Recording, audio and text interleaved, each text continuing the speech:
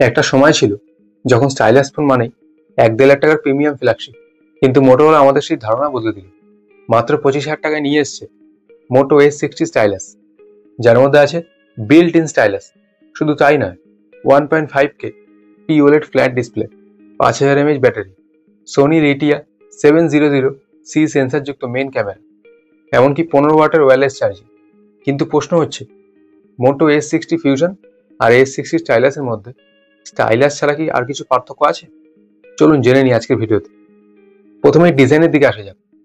এতে রয়েছে পলিকার্বন ফ্রেম ও vegan leather design, ওজন প্রায় 190 গ্রাম।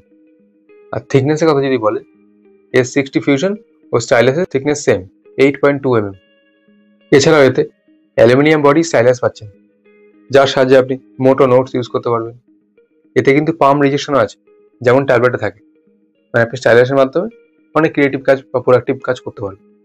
মোটো নোট OCR বলে একটা ফিচার্স দিয়েছে, যার সাহায্যে আপনি কোনো ইমেজ থেকে কোনো টেক্সট এক্সট্রাক্ট করতে পারবেন। লাইভ মেসেজে স্টাইলাস ইউজ করতে পারবেন। এছাড়াও স্টাইলাসের সাহায্যে সিলেক্ট করে ছোট জায়গায় স্ক্রিনশটও নিতে পারবেন। হ্যান্ড রিটেন ক্যালকুলেটর রয়েছে, মানে আপনি স্টাইলাস ইউজ করে যে কোনো ক্যালকুলেশন করতে পারবেন। AI magic canvas, text to image, sketch to image.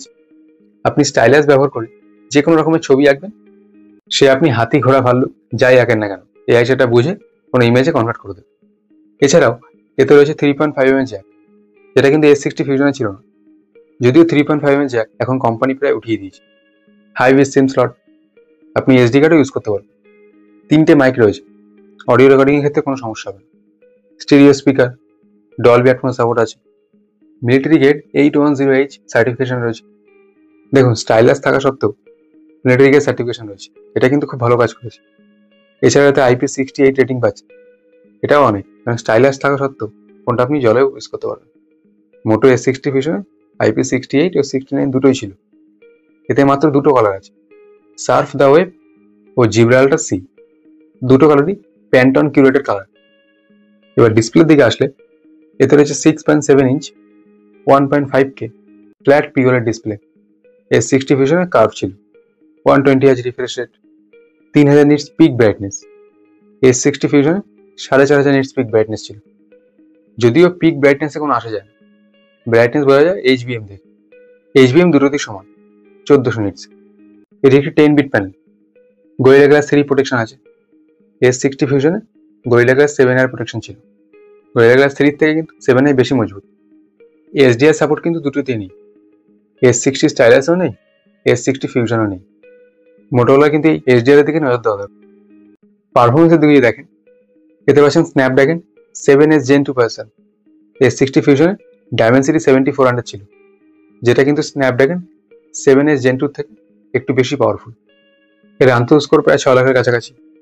এছাড়াও LPDDR4X র্যাম, UFS 2.2 স্টোরেজ।